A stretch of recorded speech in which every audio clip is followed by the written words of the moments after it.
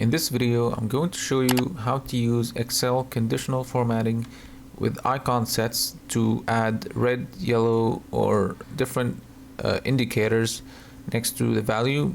This will give you like a visual way to track performance, which makes it very easy to look at.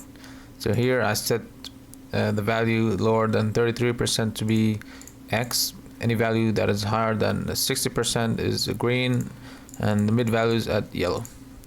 So I'm going to show you how to do this. First, I'm going to cancel this.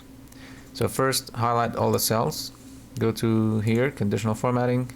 Go over here, and then more rules. And then go to format all cells based on value. Then pick on click icon sets. Okay, and then here we can set what icon you want. Like I want to keep it at green, like a green circle.